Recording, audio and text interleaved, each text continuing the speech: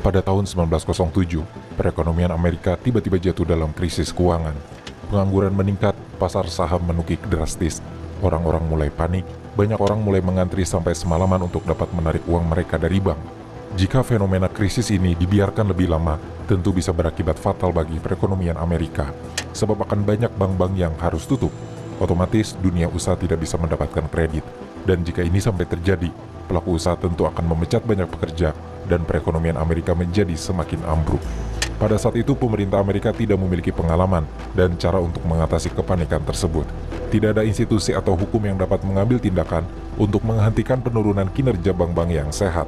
Jadi, alih-alih sistem pemerintah yang menyelesaikan, tugas menghentikan kepanikan jatuh ke tangan satu orang, yaitu JP Morgan. Dengan cepat JP Morgan memanggil lusinan pemodal terkemuka di New York ke perpustakaan pribadinya di Madison Avenue. Pada dasarnya, JP Morgan memerintahkan mereka untuk berkontribusi dengan mengumpulkan uang dengan jumlah yang amat besar yang akan digunakan untuk mendukung sistem perbaikan tersebut. Kemudian JP Morgan mengurung mereka di dalam perpustakaannya dan menyuruh mereka tinggal di sana sepanjang malam, sampai mereka semua menyetujui rencananya.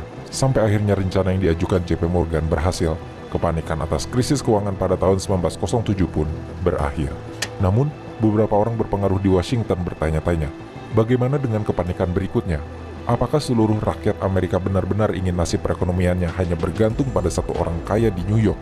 Akhirnya, Senator Nelson Aldrich, selaku Ketua Komite Keuangan Senat Amerika, memutuskan bahwa hal ini memanglah sebuah masalah. Sang senator tahu ada sesuatu yang bisa dilakukan bangsa Amerika agar tidak lagi bergantung pada satu pihak untuk mengakhiri kepanikan atas krisis perekonomian. Dan sang senator pun paham, krisis keuangan tentu bukan hanya dialami oleh Amerika, tetapi seluruh negara-negara di dunia. Dan ada satu ide yang kuat dalam kepala sang senator, yaitu Bank Sentral.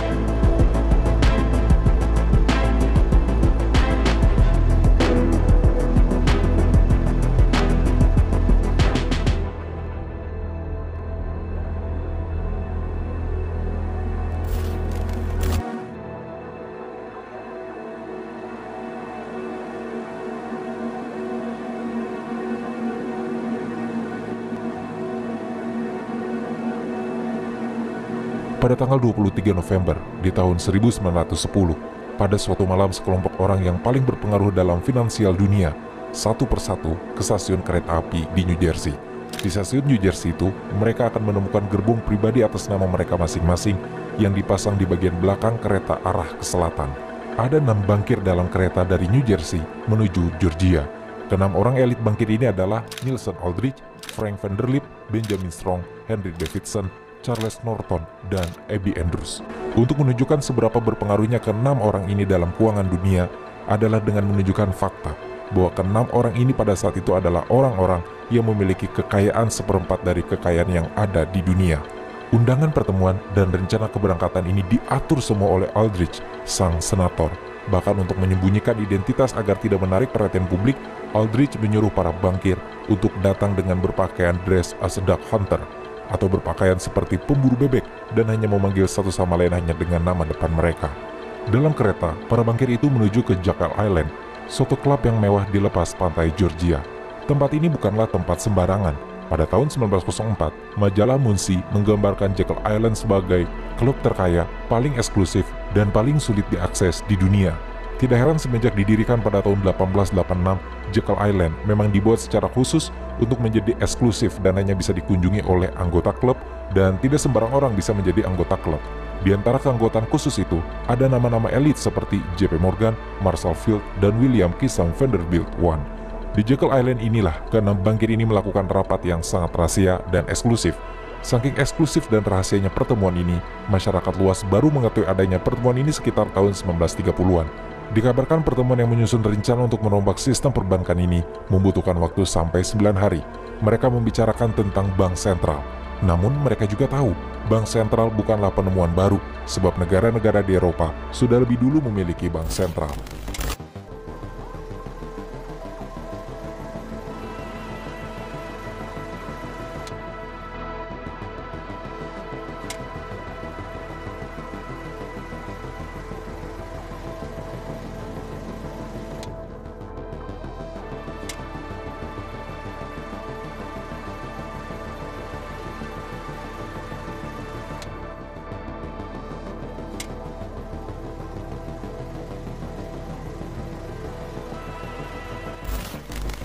Dan ketika terjadi kepanikan perekonomian, bank sentral pada dasarnya melakukan apa yang dilakukan JP Morgan di Amerika, menjadi pilihan terakhir dengan bertindak sebagai pemberi pinjaman bagi bank-bank.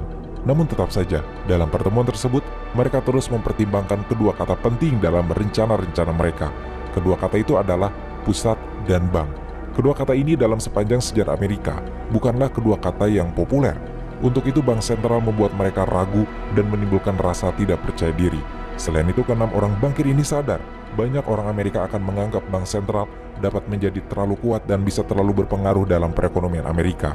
Jadi mereka menemukan solusi klasik Amerika, yaitu mereka memutuskan Amerika harus membentuk banyak bank sentral kecil yang tersebar di seluruh negeri. Dan di hari ke-9, di awal bulan Desember pada tahun 1910-an lah, keenam orang paling berpengaruh dalam keuangan dunia sepakat untuk menciptakan The Federal Reserve System, kemudian diajukan sebagai institusi atau sistem atas tanggapan kepanikan keuangan yang pernah terjadi di Amerika, khususnya pada tahun 1907. Sebab sebelum itu, Amerika menjadi negara satu-satunya kekuatan keuangan utama yang tidak mempunyai bank sentral. Namun tetap saja, The Federal Reserve System tidak secepat itu diterima. Bahkan dalam beberapa rapat di Kongres, ide ini banyak ditolak oleh para senat. Kendati demikian, tetap saja, ide atas The Federal Reserve System terus diperdebatkan, diubah-ubah secara signifikan atas permintaan, dan akhirnya 3 tahun kemudian, tepatnya pada tanggal 23 Desember tahun 1913, Presiden Amerika saat itu, Woodrow Wilson, mengesahkan ide The Federal Reserve System menjadi Federal Reserve Act atau Undang-Undang Federal Reserve.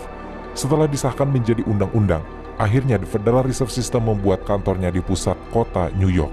Orang-orang yang menjalankan The Federal Reserve System disebut dengan Board of Governors atau Dewan Gubernur. Dan keenam orang yang merapatkan ide inilah yang menjadi Dewan Gubernurnya. Setelah The Federal Reserve System menjadi institusi legal, mereka langsung melaksanakan keinginannya dalam mengontrol pusat sistem moneter untuk meringankan krisis keuangan Amerika. Karena The Federal Reserve System sangatlah independen, karena kebijakan yang dibuat tidak harus memperoleh izin maupun persetujuan dari Presiden Amerika. Untuk itu, The Federal Reserve System, atau kita mudahkan saja namanya dengan Bank Sentral Dunia, menjadi kekuatan tunggal yang berdiri di atas kakinya sendiri. Sebab Bank Sentral Dunia ini kekuatannya melebihi politisi, pemerintah, dan hukum manapun. Tidak ada sistem di luar dirinya dapat mengontrol dan mengaudit mereka, bahkan sekali bernegara. Setahun setelah diresmikan melalui Undang-Undang Federal Reserve, akhirnya Amerika melalui bank sentralnya untuk pertama kali pada tahun 1914 mencetak dolar untuk mata uang satu negaranya.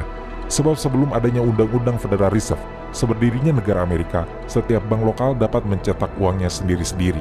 Misalnya sebagai penduduk California, pembayaran sah di kota California adalah dengan uang dolar cetakan Bank Nasional San Diego. Karena sebagian besar pembelajaran di Amerika pada masa-masa itu sifatnya lokal, hanya seputaran California, maka uang terbitan Bank Nasional San Diego itu akan diterima di toko-toko lokal di California. Begitu juga dengan New York. Bank lokal di New York mempunyai mata uang cetakannya sendiri dari bank lokalnya. Untuk itu, dolar cetakan Bank Nasional San Diego di California tidak berlaku untuk menjadi alat tukar di New York. Sebaliknya pun pada cetakan uang New York tidak berlaku saat dibelanjakan di California. Pada masa ini, setiap warga kota dan bank lokalnya mempunyai kesepakatan dan kepercayaan sendiri-sendiri atas mata uang yang dicetaknya yang sebagai alat nilai tukar. Maka, setelah di Federal Reserve System menjadi bank sentral, dolar, hasil cetakannya resmi dan berlaku untuk semua wilayah Amerika. Dan di sini jugalah kebohongan tentang uang itu dimulai. Sebab dari sini uang bisa dicetak hanya melalui angin, dan tidak hanya mencetak, The Federal Reserve System dapat meminjamkan hasil dolar yang dicetaknya ke pemerintahan Amerika, entah untuk menyetabilkan ataupun menguatkan perekonomian. Alhasil, melalui sistem mereka, baik pasar maupun saham yang ada di dunia dapat semudah itu dibuat naik ataupun jatuh dengan waktu yang mereka suka. Dengan keleluasaan sistem dan kebijakan yang The Federal Reserve System punya, keuangan dunia dapat dibuat jungkir balik sesuka mereka.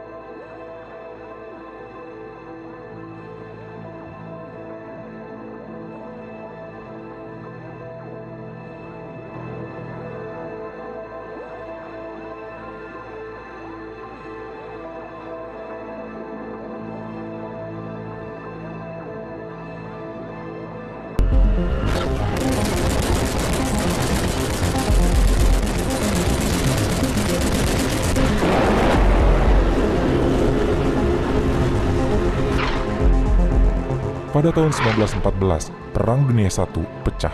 Negara-negara yang berpartisipasi dalam perang kebanyakan adalah negara-negara yang masih menggunakan emas untuk standar mata uangnya, khususnya Inggris. Sebab pada tahun-tahun ini Inggris adalah negara yang paling terdepan untuk menjaga nilai mata uang yang berstandarkan pada emas. Dan dengan alasan ini jugalah Inggris menjadi pemimpin perekonomian dunia. Namun selama Perang Dunia I berlangsung, banyak negara-negara meninggalkan standar emas untuk dapat membayar pembelajaran militer mereka. Ini semua disebabkan karena ongkos perang yang amat tinggi yang menguras kas negara. Alhasil negara-negara yang meninggalkan standar emas mulai ikut membayar perbelanjaan militer mereka dengan uang kertas karena selama Perang Dunia I berlangsung, Amerika menjadi pemasok senjata-senjata perang kepada negara-negara yang berperang. Perpindahan mata uang dari berstandarkan emas ke uang kertas pun membuat mata uang di negara-negara tersebut mengalami devaluasi atau penurunan nilai uang. Kedua blok yang berperang mengalaminya, baik Perancis, Rusia, Jerman, bahkan sampai Turki Ottoman. Berbeda dengan Inggris dengan teguh tetap berpegang pada standar emas untuk mempertahankan posisinya sebagai mata uang terkemuka dunia. Namun setelah 3 tahun perang berlangsung, tepatnya pada tahun 1917, Inggris untuk pertama kalinya harus meminjam uang pada Amerika untuk biaya perang. Sebab dalam Perang Dunia I, Amerika pun menjadi pemberi pinjaman bagi banyak negara dengan cara memberikan obligasi atau surat pinjaman yang berdominasi nilai mata uang dolar Amerika. Akhirnya sampai pada tahun 1919, Inggris menyerah pada standar emas untuk menjaga mata uangnya. Akibat keterpaksaan kebijakan ini, rekening perdagangan internasional berbasiskan mata uang pound sterling hancur. Bersama dengan itu, dolar Amerika lah yang menggantikan pound sterling sebagai cadangan mata uang dunia. Beberapa dekade berselang, Perang Dunia kembali pecah. Tentu, sebelum memasuki Perang Dunia Kedua pada tahun 1939, Amerika sudah berperan menjadi negara yang amat penting di dunia. Amerika berperan sebagai pemasok senjata dan barang perang lainnya bagi negara-negara sekutu. Di tahun-tahun ini, sebagian pembayaran dari negara-negara masih membayar dengan emas. Alhasil menjelang Perang Dunia Kedua selesai, Amerika menjadi pemilik emas terbanyak. Dengan dominasi Amerika atas kepemilikan emas menjadikan kebijakan standar emas tidak mungkin lagi dilakukan. Karena negara-negara lain di dunia, termasuk Inggris, telah menghabiskan emas sebagai cadangan kas negara. Mengetahui fakta peralihan atas emas kepada uang kertas tidak terelakkan, pada tahun 1944, delegasi dari 44 negara sekutu bertemu di Bretton Woods, New Hampshire. Pertemuan internasional ini membahas pengembangan sistem pengelolaan devisa atau alat pembayaran luar negeri yang resmi dalam perdagangan internasional. Pembahasan devisa ini juga bertujuan untuk tidak merugikan negara manapun dalam perdagangan internasional. Setelah rapat panjang dilaksanakan, perjanjian Bretton Woods pun diputuskan dengan 44 negara menyepakati untuk penobatan US dollar sebagai World Reserve Currency, atau bahwa mata uang dunia tidak lagi dikaitkan dengan emas tetapi mengaitkan pada dolar Amerika. Perjanjian ini menetapkan otoritas The Federal Reserve System atau bank sentralnya Amerika berwenang mempertahankan dan mematok nilai tukar dolar Amerika dengan uang lain yang ada di seluruh dunia. Begitupun negara-negara lain di dunia. Dalam perjanjian ini, negara-negara lain dapat memakai nilai tukar uang mereka dengan dolar Amerika ketimbang emas. Pertanyaannya, apa hubungannya? Jawabannya sederhana, dari sistem Federal Reserve Act lah, bank-bank sentral yang ada di setiap pemerintah negara di dunia meniru sistem Federal Reserve-nya Amerika. Mulai dari European Central Bank sampai Bank Indonesia. Dan sampai riset ini kami buat hanya ada 3 negara di dunia yang tidak meniru sistem Federal Reserve Act dan tidak memiliki bank sentral dalam negaranya, yakni Iran, Kuba, dan Korea Utara.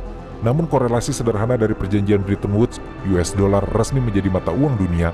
Bank-bank sentral yang ada di setiap negara, mulai dari rupiah, yen, euro, dan apapun uang yang ada di dunia, semua dikaitkan dengan nilai mata uang dolar Amerika. Untuk menjaga currency ini, diciptakanlah Bretton Woods Agreement System, yang berarti setiap uang US dollar ada emas yang menjamin di belakangnya. Semua ini hanya karena Amerika adalah negara yang memegang cadangan emas terbesar pada saat itu. Setelah perjanjian ini ditetapkan, alih-alih cadangan negara adalah emas, banyak negara mulai membeli US Treasury atau surat-surat berharga dari Departemen Keuangan Amerika yang menurut mereka adalah cara lebih aman untuk menyimpan kas negara. Namun dalam perjanjian Bretton Woods tetap dilakukan patokan yang tetap bahwa 35 US dollar setara dengan 1 troy ounce atau setara 31 gram emas. Dari kebijakan ini, currency atau nilai mata uang memang menjadi terjamin kestabilannya. Namun kestabilan itu tidak berlangsung lama, karena pada tahun 1971, keuangan Amerika babak belur. Banyak faktor yang melatar belakanginya. Salah satu faktor terbesarnya adalah pembiayaan perang Vietnam yang membuat perekonomian Amerika menjadi hancur-hancuran. Alhasil, untuk menutupi defisit negara, Bank Sentral Amerika mencetak dolar dan membanjiri pasar dunia dengan dolar Amerika.